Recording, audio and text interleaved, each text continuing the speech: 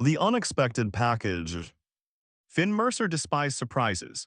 Every aspect of his life followed a carefully constructed routine, from the precise brewing time of his morning coffee to the meticulously organized shelves in his studio apartment. His career as a data analyst reinforced his love for predictability. Numbers never surprised you, they simply followed logical patterns. So when the pounding on his door disrupted his peaceful Saturday evening coding session, Finn's first instinct was to ignore it completely. "We know you're in there, Finn," Olivia's voice carried through the door. "Your car's outside and I can literally see your shadow moving under the door." Finn sighed, pushing his glasses back up the bridge of his nose. He glanced at his half-finished code on the screen, knowing it would remain incomplete for the foreseeable future. His friends were persistent, especially Olivia, who had appointed herself as his unofficial social coordinator since college. When he finally opened the door, three familiar faces greeted him with expressions ranging from amusement to mild concern. Olivia stood front and center, her curly red hair pulled into a messy bun, flanked by Jesse with his usual relaxed demeanor and Nikhil, who was balancing a cake box in one hand and a wrapped package in the other. "Happy birthday, you hermit," Olivia exclaimed, pushing past him into the apartment. "My birthday was last week," Finn replied, but stepped aside as Jesse and Nikhil followed her in. "Which you conveniently forgot to mention to any of us," Jesse pointed out, clapping him on the shoulder. "Again." Nikhil carefully set the cake on Finn's spotless kitchen counter. 7 days late is better than never, right? Finn wanted to argue that birthdays were arbitrary celebrations that simply marked completing another orbit around the sun, hardly a personal achievement worth commemorating. But he knew his friends meant well. They always did, even when their well-intentioned efforts collided with his preference for solitude. "We brought something special this year," Olivia announced, gesturing to the package Nikhil had set beside the cake.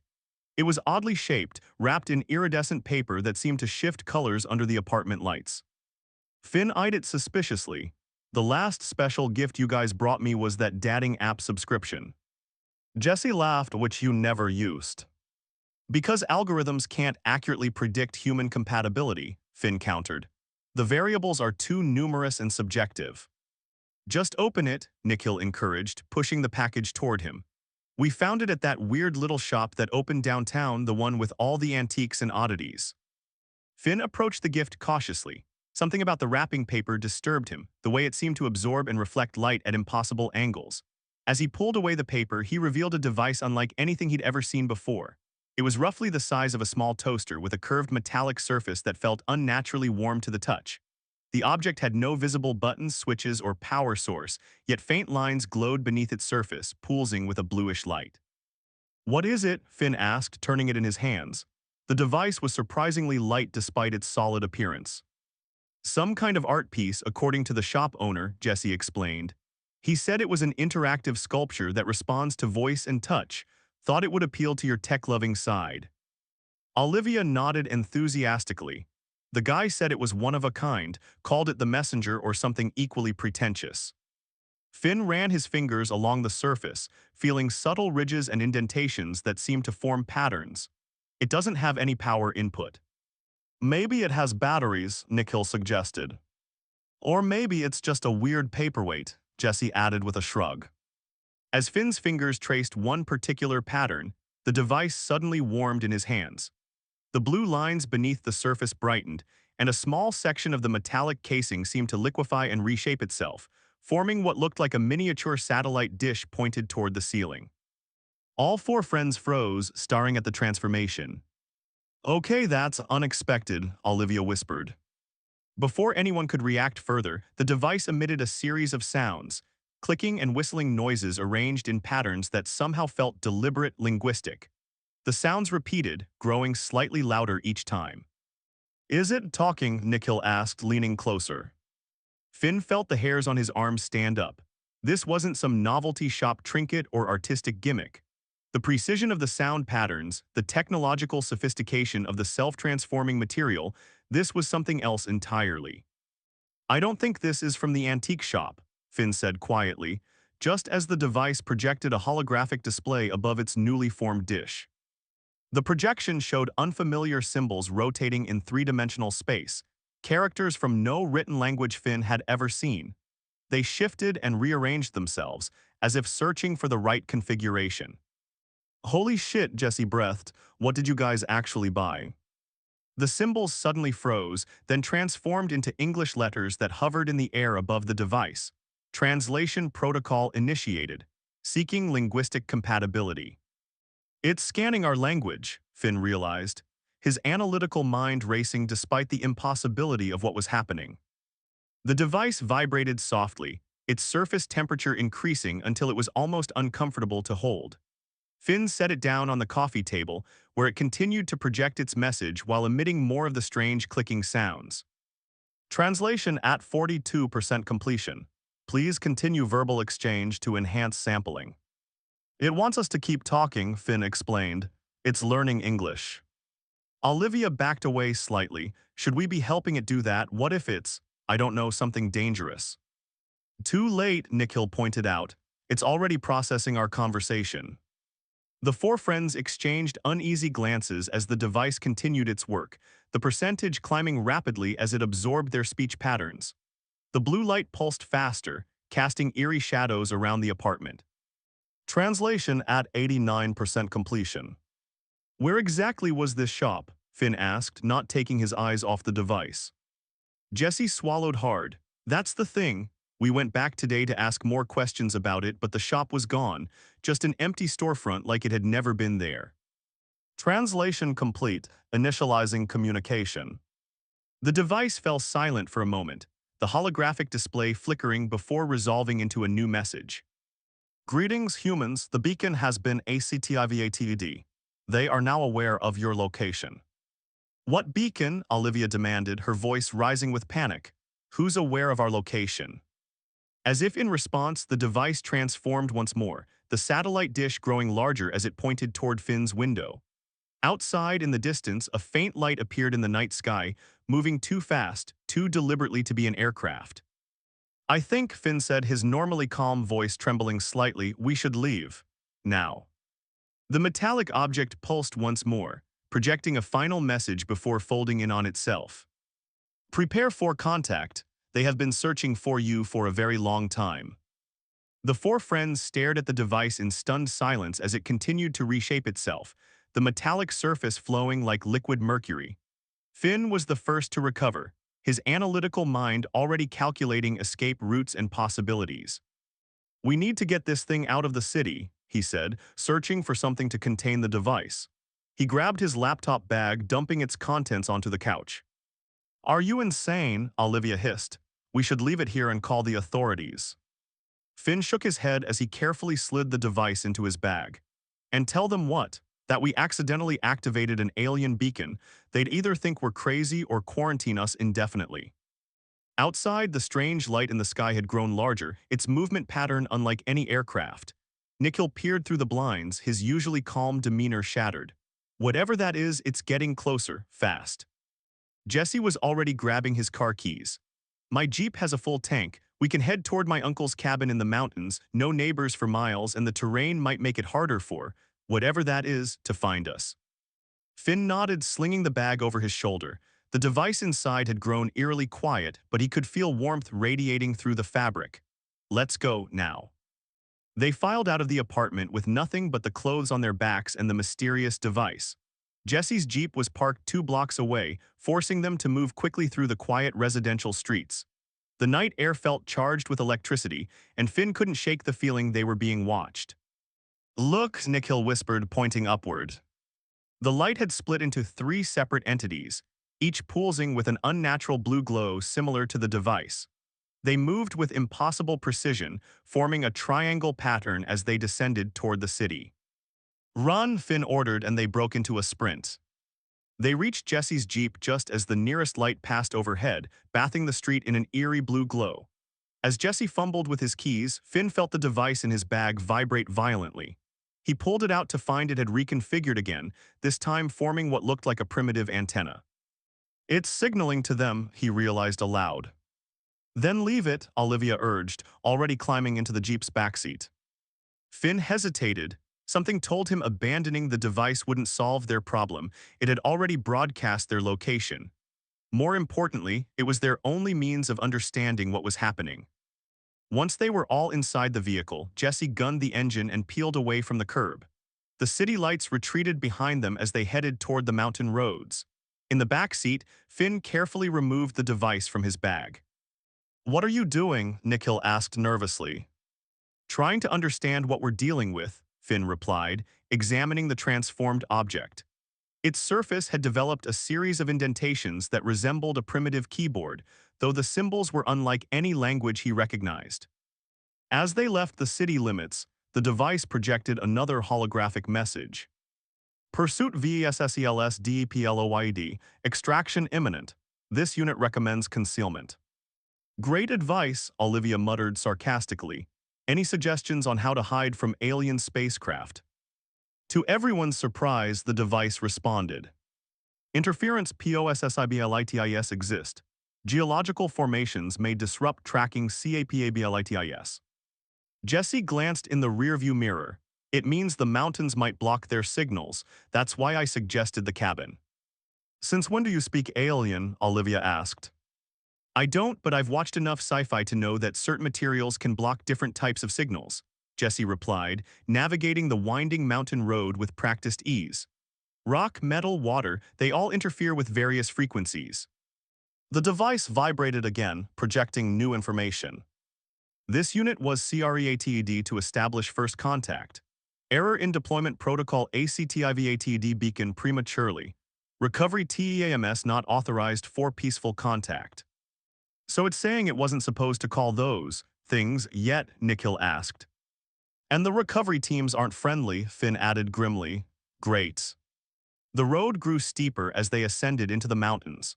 Through the back window, Finn could see the three lights regrouping, seemingly confused by their change in direction. Jesse's theory about geographical interference appeared to be working, at least temporarily. "How much farther to the cabin?" Olivia asked, nervously watching the sky. "About 20 minutes, Jesse replied. "It's off the main road, hidden in a valley." The device projected another message, this one flickering as if struggling to maintain power. "This unit can establish communication link with creator species. Authorized diplomatic channels exist. REQIRES full power restoration." "It's losing energy," Finn observed. "It needs power to contact its creators, I guess, the ones who are supposed to make peaceful contact." Nikhil frowned. "How do we power something that doesn't have any obvious energy inputs?" As if responding to the question, the device reconfigured once more, revealing what appeared to be a small solar panel on its surface. Except instead of being oriented toward light, it seemed to be designed to absorb a different type of energy entirely. Electromagnetic fields, Finn realized. It's designed to draw power from electrical currents. Jesse's eyes widened in the rearview mirror. "The cabin has a generator, which would either power this thing up enough to call for help or signal our exact location to those recovery teams," Olivia pointed out. The road narrowed as they climbed higher, trees crowding close on either side. The pursuing lights had fallen back, apparently struggling to maintain visual contact through the dense forest canopy. For the moment, they appeared to have gained some distance. Jesse turned onto an unmarked dirt road, the Jeep bouncing over rough terrain as they left the pavement behind. Almost there. The cabin materialized out of the darkness, a rustic two-story structure nestled against the mountainside. Jesse pulled the Jeep around to the back, cutting the headlights before they reached the clearing.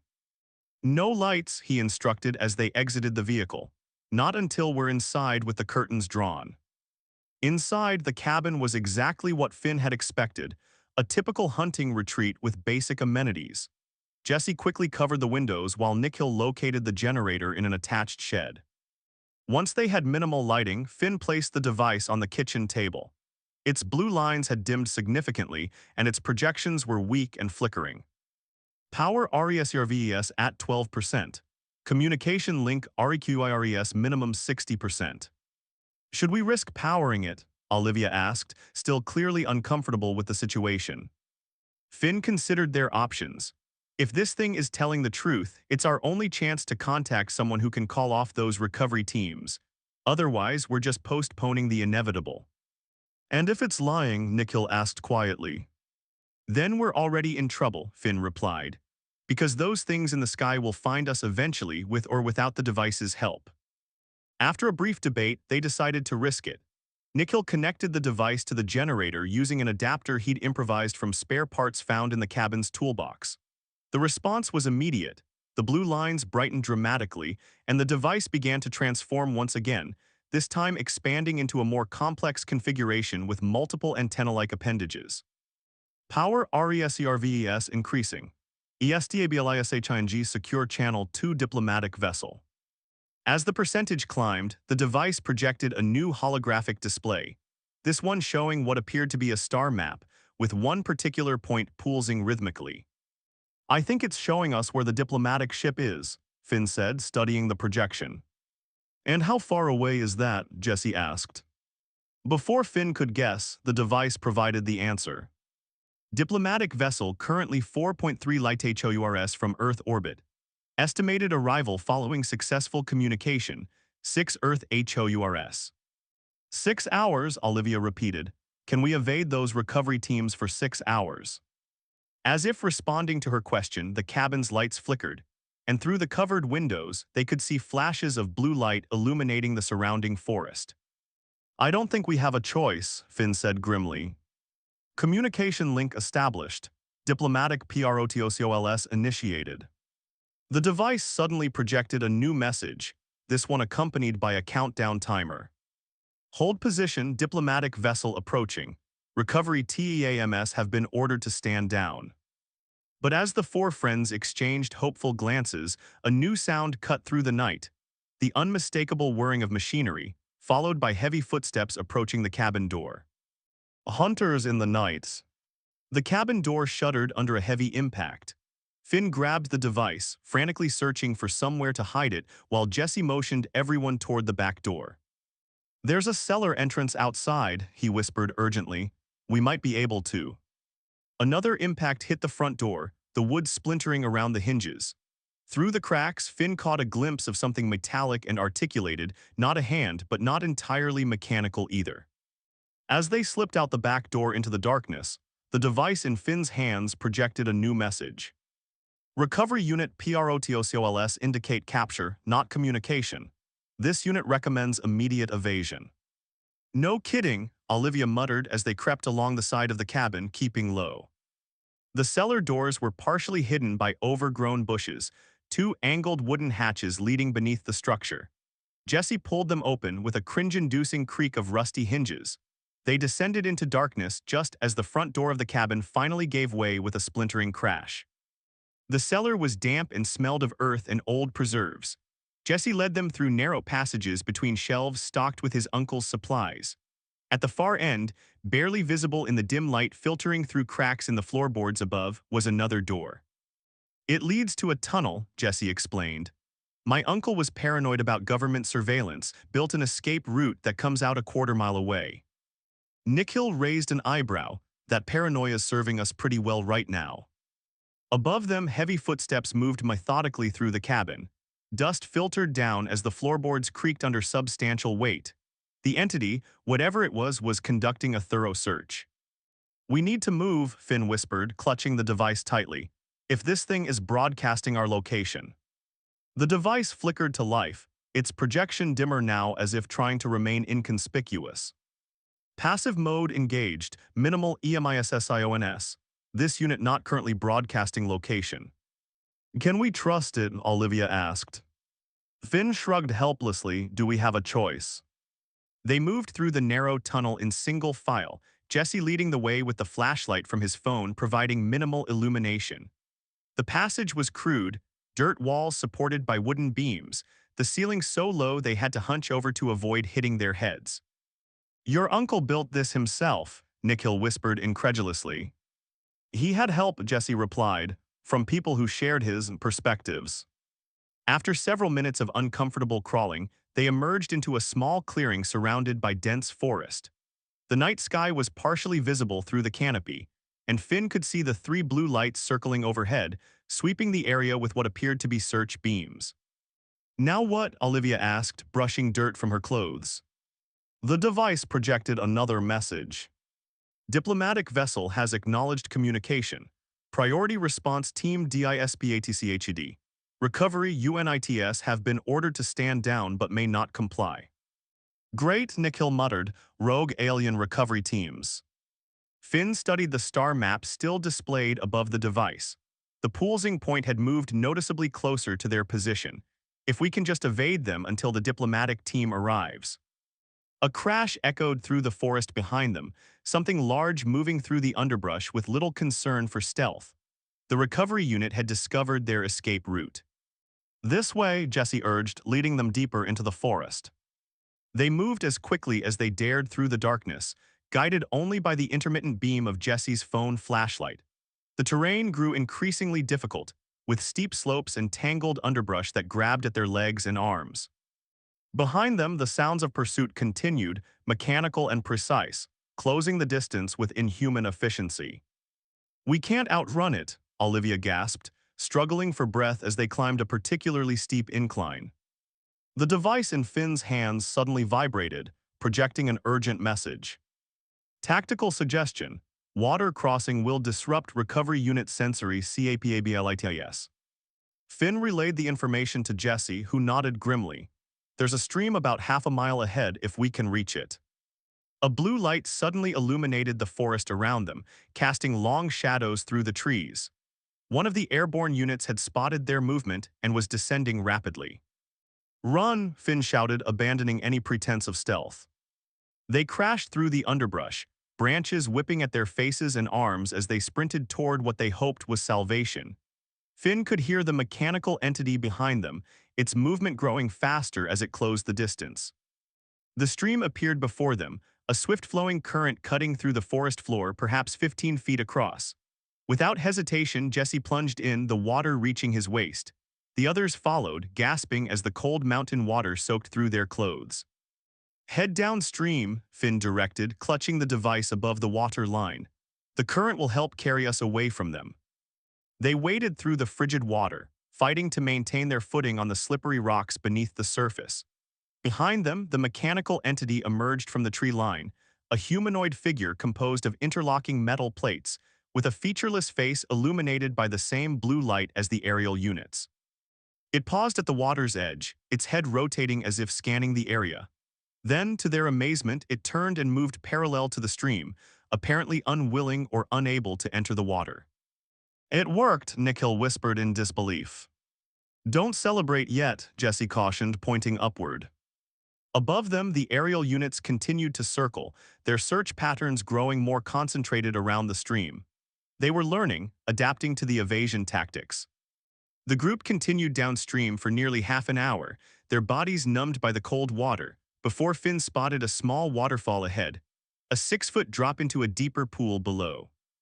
"We can exit there," he suggested. "The falling water might help mask our heat signatures or whatever they're tracking." One by one, they slid over the edge of the small waterfall, dropping into the deeper pool below and quickly scrambling onto the rocky shore. Exhausted and shivering, they took shelter beneath an overhanging rock formation that provided some protection from aerial observation. The device, still functioning despite the ordeal, projected a new message. "Diplomatic vessel approaching Earth orbit. Estimated arrival at current coordinates, 47 minutes. 47 minutes, Olivia repeated through chattering teeth. "Can we hold out that long?" Finn looked at his friends, soaked, exhausted, and clearly terrified, and wished he could offer some reassurance. But the truth was he didn't know. The recovery units were relentless and clearly designed for pursuit under challenging conditions. As if reading his thoughts, the device projected another message. "This unit can serve as decoy if necessary. Recommend separation to maximize survival probability." "It's suggesting we leave it behind to draw them away," Finn translated. Jesse frowned, "But isn't that our only chance of communicating with the diplomatic team? And our only source of information about what we're facing," Nikhil added. Before they could debate further, a new sound reached them, a high-pitched whine that seemed to penetrate their skulls, making it difficult to think clearly. Above them, the 3 aerial units had converged, hovering directly over their position. "They found us," Olivia whispered, pressing her hands against her ears. The device projected an urgent warning. "Immobilization protocol initiated. Recommend immediate dispersal." The whining intensified, and Finn felt his muscles beginning to seize, his limbs growing heavier with each passing second. Whatever technology the recovery units employed, it was designed to incapacitate without causing permanent damage, harvesting rather than hunting. Through increasingly blurred vision, Finn saw Jesse struggling to reach into his pocket, fighting against the paralyzing effect of the sonic weapon. With trembling hands, he produced a small metal object, a lighter, and flicked it open. "Cover your eyes," Jesse managed to say. With the last of his strength, he struck the lighter and tossed it toward a nearby patch of dry brush. The flame caught immediately, spreading rapidly through the drought-parched vegetation. Within seconds, a wall of fire separated them from the approaching recovery unit. The aerial units reacted immediately, their formation breaking as they adjusted to the new threat. The paralyzing whine faltered, allowing the group to regain some mobility. "Move," Jesse ordered, already stumbling toward a narrow path leading away from the growing fire. They ran blindly through the smoke, their lungs burning, guided only by Jesse's knowledge of the terrain and the faint glow of the device in Finn's hands. Behind them, the fire had grown into a formidable barrier, forcing the recovery units to find alternative routes of pursuit. It bought them precious minutes, minutes that might mean the difference between capture and rescue. As they crested a ridge, Finn checked the device's projection. Diplomatic vessel entering atmosphere. Estimated arrival 12 minutes. "We just need to hold out a little longer," he told the others. But as he looked up at the night sky, a new light appeared, larger and brighter than the recovery units, descending rapidly toward their position. Unlike the cold blue glow of their pursuers, this light pulsed with a warm golden hue. "Is that them?" Olivia asked, hope creeping into her voice for the first time since their ordeal began. "The device confirmed.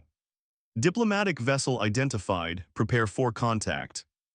As the golden light grew closer, the forest around them was suddenly bathed in its warm glow. The undergrowth seemed to respond, plants turning toward the light as if recognizing something fundamental and nurturing in its presence. For the first time since the nightmare began, Finn felt something other than fear. A sense of wonder and anticipation that momentarily overshadowed their desperate situation. But their moment of hope was short-lived. From the burning forest behind them emerged the recovery unit, its metallic form silhouetted against the flames, unrelenting in its pursuit. And overhead, the three aerial units converged once more, positioning themselves between the approaching diplomatic vessel and the exhausted humans below.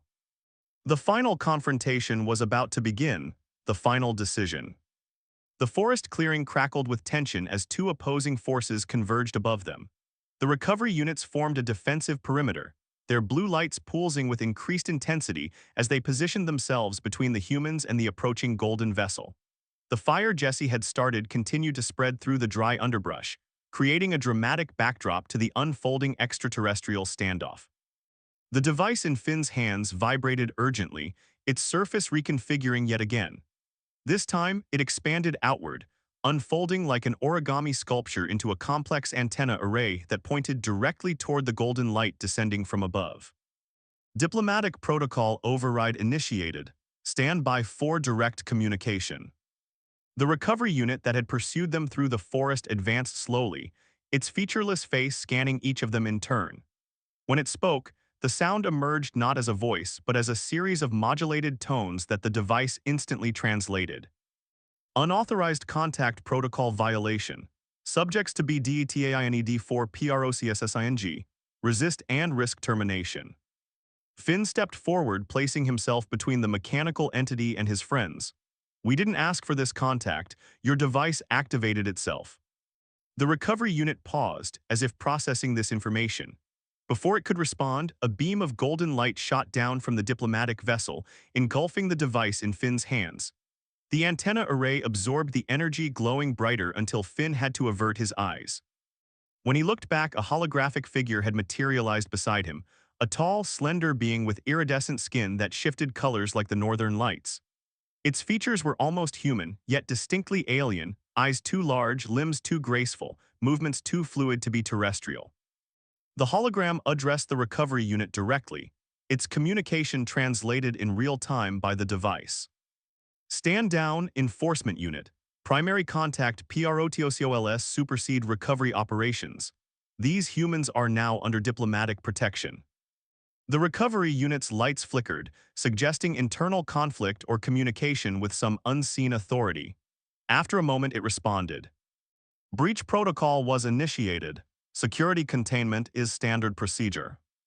The breach was accidental, the holographic figure countered. Our sensors confirm the device activatd prematurely due to manufacturing defect. These humans bear no responsibility. Finn watched the exchange with a mixture of awe and trepidation.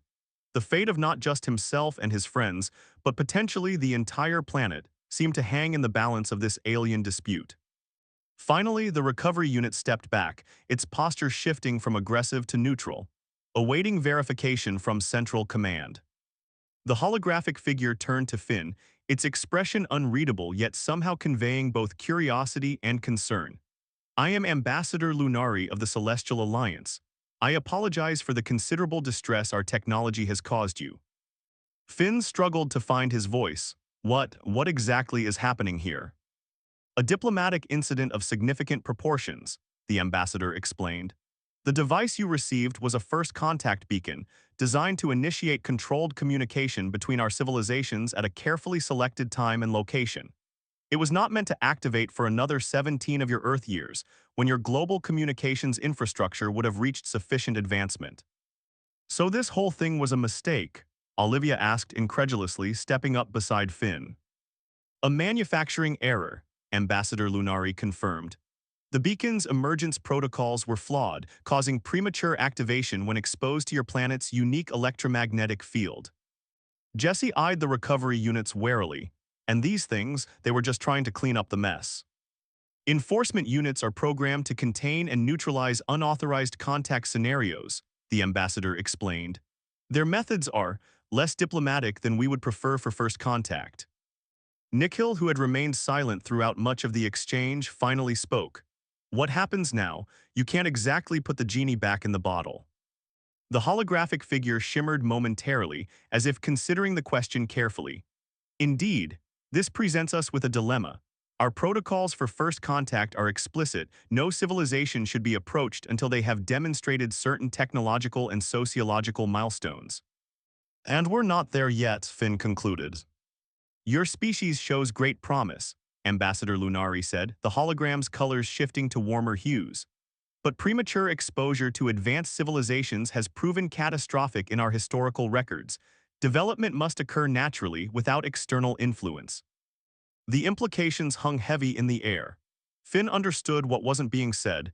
This accidental contact needed to be contained, which likely meant erasing their memories of everything that had happened. You want to make us forget, he stated flatly. The ambassador's form flickered. It would be the standard protocol in this situation. Olivia stepped forward angrily. You can't just invade our minds without permission. Consider the alternative, the ambassador responded gently. If knowledge of our existence became public before your world is ready, the consequences could be severe: panic, religious crises, exploitation of partial knowledge leading to technological disasters. Finn found himself in the unexpected position of mediator between his friends and an alien ambassador. Is there another option, one that doesn't involve either memory manipulation or global chaos? The holographic figure was silent for a long moment, its colors shifting through thoughtful patterns. Finally, it spoke. There is a third option, though it is rarely implemented. We could designate you as cultural observers, humans with knowledge of our existence, but bound by agreement not to reveal that knowledge until your civilization reaches the appropriate developmental stage. Like ambassadors, Nikhil asked. More like custodians of knowledge, the hologram clarified. You would carry the truth but could not share it until the proper time. We would provide you with a means of verification, proof of our existence that would be recognized when your world is ready. Jesse frowned, and we're just supposed to keep this secret for what decades, our entire lives. Perhaps, the ambassador acknowledged, the burden would be significant. The four friends exchanged glances, each wrestling with the implications. Keeping such a monumental secret would change them forever, isolate them in some ways, bind them together in others. What if we can't agree? Olivia asked. What if some of us want to remember and others don't? Then we respect individual choice, the ambassador responded. This decision must be made freely. The recovery unit, which had remained silent during their exchange, suddenly reactivated, its blue lights pulsing with new information. Central Command has authorized diplomatic resolution, awaiting final protocol determination. The pressure of the moment weighed heavily on Finn. He looked at each of his friends in turn, seeing the conflict in their expressions, fear, wonder, uncertainty all mingled together. I want to remember, he said finally. This is everything I've ever believed in, everything I've hoped might exist beyond our limited perspective. I can keep the secret if I have to. Nikhil nodded slowly. I'm with Finn, I'd rather know the truth even if I can't share it. Jesse ran a hand through his hair, conflicted. I don't know if I want to carry this for the rest of my life. But having my memories alter retry, Claude hit the max length for a message and has paused its response. You can write continue to keep the chat going, Claude can make mistakes. Please double-check responses.